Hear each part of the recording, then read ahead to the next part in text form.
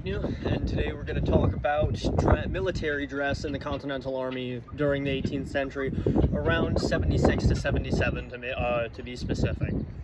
So when we look at 18th century military dress in specific, and this is actually even specific to the colonies, the Continental Army, we have to kind of diverge from traditional military fashion, as this wasn't really a traditional military, if public school system has taught us anything. But to start off, let's start with the basics. So first off, this is the bare minimum of dress for a Continental Army soldier. Well, this is a version of bare minimum dress for the Continental Army soldier. And we start off with our shoes, which is everyone's gonna have the same shoes. There's not really a different type of shoe on. It's more divided among the classes. Some richer men might have a higher heel. It's just minimal stuff like that. Your linen shirt, which also everybody has. This is a military shirt, so there are ruffles on the front, and there's links on the sleeves. And then your hat. That's the bare minimum. So the next thing that goes on over this stuff is going to be neckwear, because in the 18th century, if you were a man and you did show your neck, that was considered highly indecent, almost beastie, if that makes sense. So what I have is a roller. Essentially what this is just a long piece of fabric, ties around the neck like so. Then you're gonna have it over this part and put it in the gusset of your shirt. And that's pretty much what that's gonna look like. So, over that is the waistcoat. Now, this waistcoat in particular is actually one that would have been rarer for someone of my standing, as this waistcoat is a Hessian waistcoat. Now, the Hessians were the German auxiliary soldiers that were hired by the British to give aid to the royal cause during this war. But the American army had a habit of capturing very good royal, I say royal in the sense that it was the king's. There was no royal army at the time period, but from the crown army, and using it for their own benefit, which was actually quite effective when we look at results and records along the lines of that. So there are many different ways that you can wear a waistcoat, but it's always, if it's correct, it's always going to be very tightly snug, and you can choose to have the top, pretty much the top half of buttons undone. However, really, you're not going to see that a lot. Most army waistcoats will have the top button done, and then the next two will be left open for the ruffle to come out. Now, over the waistcoat is where a multitude of different things occurred in the Continental Army. First off, something that we saw earlier in the war, so kind of where I'm portraying, specifically around 1777, was what we call hunting frocks. Now, hunting frocks are basically this loose, in my opinion, very ugly,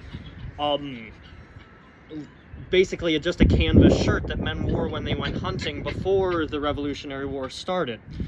Now, it does look kind of improper. It's not really all that fashionable. However, it was quite practical in many people's opinion. Then what you have is a contract coat. Now, this is what I will be wearing. This is usually what you think of when you think of Revolutionary War soldier, and it is a blue coat, which is what I'm putting on with red facings. Now, the facings are essentially this, what you might refer to as trim. Your facings are the lapels and the collar and the cuffs. Anything that is red on my body is what is called the facing. Now, on most military coats, and do forgive me if I can't actually get this closed, usually you might find the help of somebody else to close it. That might have to do. I've lost my train of thought. Well, anyway, this is what you would. This is a regimental. So the Continental Army had a slightly different style of issuing regimentals.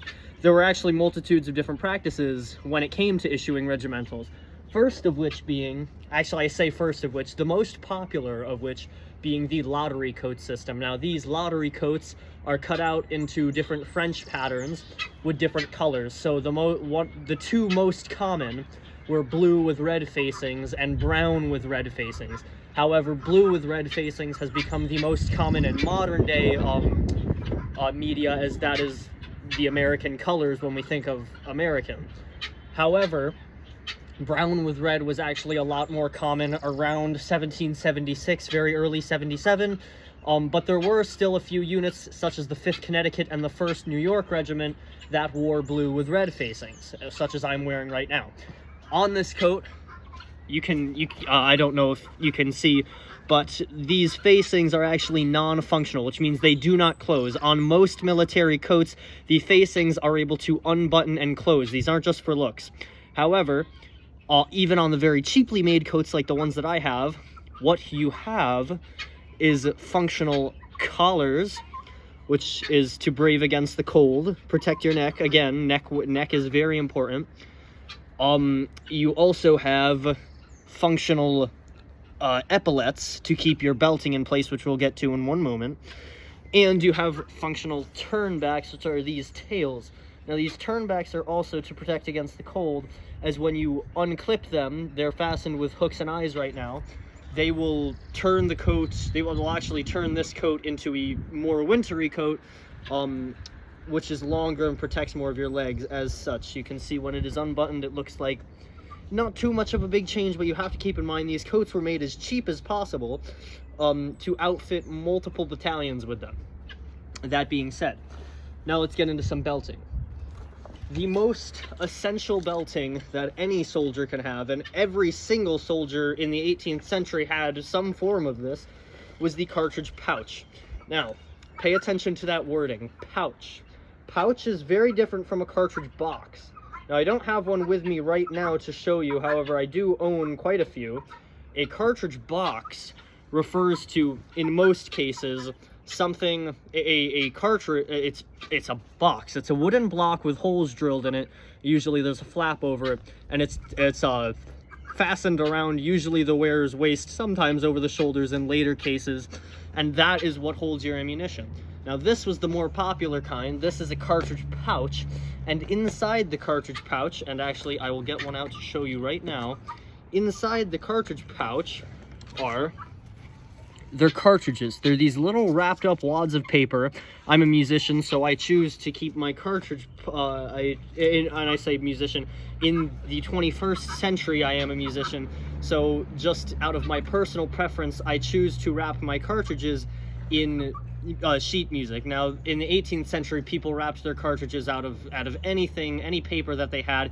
Usually the thinner paper was better, and most popular out of all of the ones were newspaper, because it was very readily available. Not so readily available as it is today, but more readily available than book paper, because not everybody had books, but a book that almost everybody did have was the Bible, and a lot of cartridges were rolled from old hymnals and old pages of the Bible, although this can be debated, as the Bible is a very sacred book. More research, I need to do more research on that.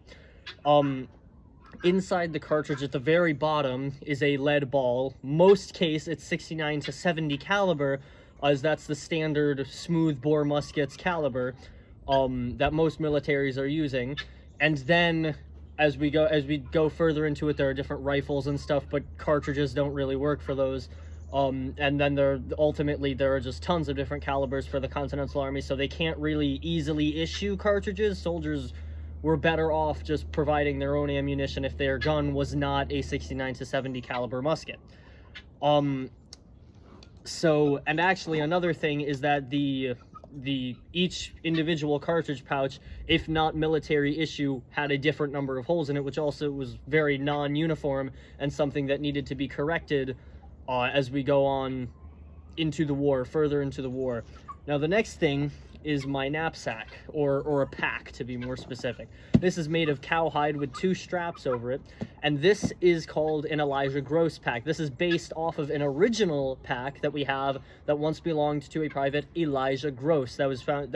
Fort Ticonderoga has that now, and that's actually where this this style of knapsack hails from. Now, essentially, this knapsack carries all of a soldier's personal belongings. I'll let you have a better look at it up here. So basically, inside of this is where, again, as I said, all of your personal belongings are. So to give you an example, my 18th century profession or trade, I am a barber, and I do actually barber a little bit in the 21st century. But essentially, a regimental barber would have been carrying probably a case of razors from his time barbering before he joined the military, definitely lye soap, perhaps a small mirror. Now, barbering in the 18th century also involved a lot of dentistry, so there was also probably a tooth key of some sorts in there, perhaps a strop. This was all very common stuff, but this is his personal belongings, so it's going to end up in the pack, along with perhaps, I don't know, his pipe. If his pipe was not in a buttonhole, and in my case, I cannot keep my pipe in a buttonhole as this coat's facings are non-functional. In this case, if I have a pipe, it's going to be in a small wooden box in here. Now, pipes are made out of clay, so it's going to be very hard to keep it together. It's going to break very easily if it's not in some kind of container. But stuff like that would have been in here, including tobacco and other things like that. Maybe even extra powder. Well, actually, not extra powder. Maybe even extra ball might have been kept in here, extra things to make cartridges. Now, this is made out of cowhide for the sole purpose that when it rains and when you're going through a swamp or something, your personal belongings will not get wet, as cowhide is rather water resistant.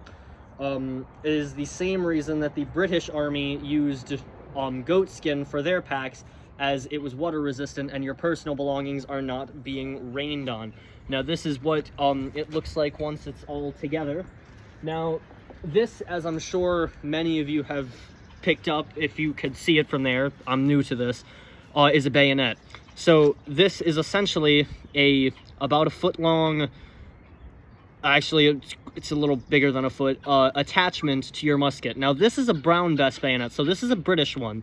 This is the one that would have fit every gun that the British were issued. However, again, the Americans didn't necessarily, by this time, the Americans didn't necessarily have a system of issuing arms. However, they always, again, as I said, were always capturing things. So I do not carry a bayonet because I carry a French gun. Now, this is a 1717 model French gun. This is what the infantry was carrying in 1717. Now, there are two big different types of French guns. There is the Charleville and there is the Saint Etienne. Now, this is a Saint Etienne. This is the lesser popular of the two.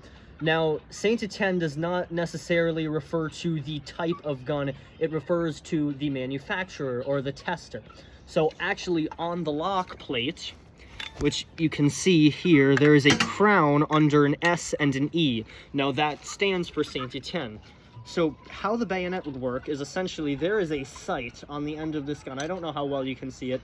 There's a sight on the end of this gun. Most people also refer to it as a bayonet lug. However, recent studies have shown that this is factually a sight. They used it to aim. Now, essentially what would happen is the bayonet would go on the muzzle, twist, and then go down again. However, because this is a French gun and it's a British bayonet, it doesn't fit very well. It's not going to stay on. As most would guess, a French bayonet will stay on a French gun much better. However, now, let's look at the gun for a bit. So, staying at the lock, we have your flint, which is in this. This is called the cock or the dog of the lock. And covering the hammer we have the hammer. So actually, this gun is missing a very important part of the lock right now. I'm working on it. I'm finding a replacement soon. But this is missing the feather spring, which is essentially a small V-shaped spring that would go right here. And that's purpose is to make sure that the hammer does not break when going up and down, and it keeps it down and firm. So what happens is, when we're loading, if we're going to open that for a second, I take a cartridge out of my pouch and bite the top off and spit it out. And basically, I pour a little bit of powder into that pan. Now you can see there's a hole right on that other side. That is called the touch hole. So when I shut this pan, when I shut this hammer, people nowadays call it a frizzen. When I shut the frizzen, or in the 18th century term, the hammer, that locks the powder in there. Now, I'm going to cast about, and I put the rest of the cartridge into the top of the musket. Now, once the rest of the cartridge is in there, so the powder all falls to the bottom of it, the ball kind of sits at the top with paper, you're going to take out the ramrod, which is that long metal rod, and you're going to pack it in there. You're going to pack it into the bottom and send it all very tightly wadded at the bottom of the barrel. Now, once the ramrod is returned, you'll bring the musket back up. Well, actually, in this case, you would bring it up to the poise. Then the commander would the commander would command, make ready, in which case you bring back the dog, present, or in the American Army's case, take aim, which was to actually, like, aim the gun, and then fire, and then boom, you would fire and hopefully hit your target. However, the accuracy on these guns is questionable. Not to say that they were not accurate, as they actually were rather quite accurate. However, again, this is a smooth bore weapon, so it's not going to be as accurate as you can have a rifle, which has rifled barreling, and I'm sure there will be more videos in the future to cover you on that. But that is essentially how these muskets worked. Now, that process would be repeated until either you died or the battle was won. And as this is a French gun, there's not much else really to talk about, except French guns are, the barrel is held in there with a barrel band, and the sling is attached to the side with 2 rings at the top. I personally like the French guns more than the British guns because I think that they look better. Also, they were used a lot more. The French sent more guns to the Americas than the Americas had British guns, or at least we can generally say that. However, there's not a ton of reasoning behind that claim. It's just a claim that can be made very loosely. And again, I check myself on any information that I spread that's false, because we can't have false information going. That's how history is distorted. And then we end up with very, very false histories, like how we view, oh, the British wore wigs, and the British only lost this war because they fought in lines and things like that. And that's just information that we cannot really I'm sure you understand what I'm saying. It's information that is not to be entirely believed without just a hint of salt. Now, that is pretty much the uniform of an American soldier, a continental soldier, from around 76 to 77. I am Jude Agnew. Thank you very much for watching, and leave a like and subscribe, and I will see you around.